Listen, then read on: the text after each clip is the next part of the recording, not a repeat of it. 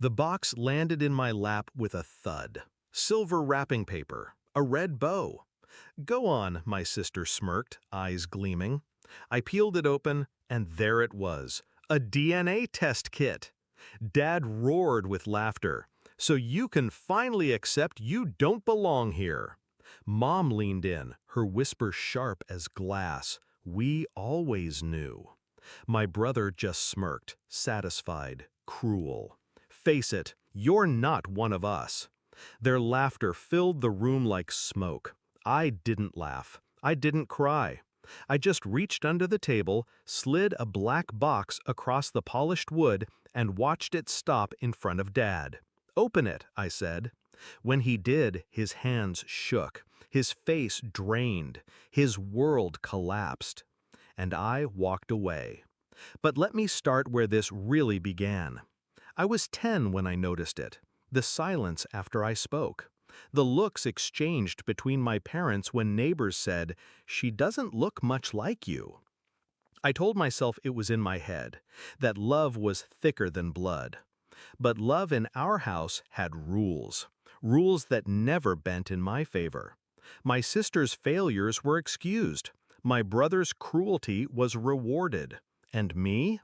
Every achievement, every sacrifice, dismissed as if it didn't count. "You try too hard," Dad would say. "You're different," Mom would mutter. Different. That word. Their favorite knife. The truth revealed itself in fragments. A late-night argument behind their bedroom door. Mom's trembling voice. "What if she finds out?" Dad's growl. "She won't. We'll make sure." And then the letters. Hidden in the attic beneath old Christmas decorations. Faded envelopes, hospital seals. My birth certificate, not a match to the one they showed me growing up. I wasn't blind. I wasn't theirs. But the betrayal wasn't just that they lied. It was how they enjoyed it. How they made my difference the punchline of every gathering, the shadow cast over every holiday. So when my sister handed me that DNA kit, wrapped like a joke, I knew it was no accident. It was a stage, a performance, and I decided the performance would end with me. I didn't rage, I didn't confront, I prepared. I hired a private investigator, subtle, precise. He found cracks my family had buried under decades of lies. Bank transfers, secret payments, a name, one man's name that kept surfacing in old files and medical forms. Not mine, his, my father's. The man who had raised me wasn't who he claimed to be. Not my father, not anyone's father, legally speaking. He was living under a stolen identity, a family tree built on fraud.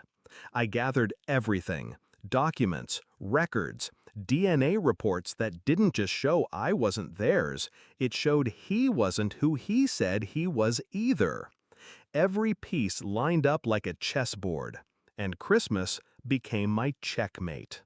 When Dad opened that black box, he wasn't looking at jewelry or a gift. He was staring at his own unraveling.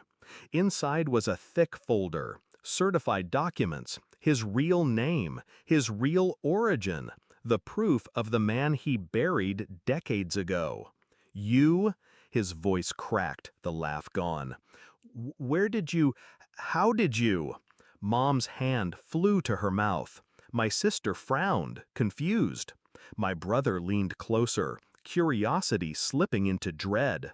I leaned back in my chair, calm, collected. "You wanted proof I don't belong?" I said. "Here's proof you don't." The silence was suffocating. Every page he turned drained another shade from his face. His stolen identity, his fraudulent past, all of it laid bare in black and white. The DNA kit they'd mocked me with now felt like a toy compared to the evidence I slid across the table. "You've been living a lie," I said, my voice even. "And now it's documented, recorded, ready to share."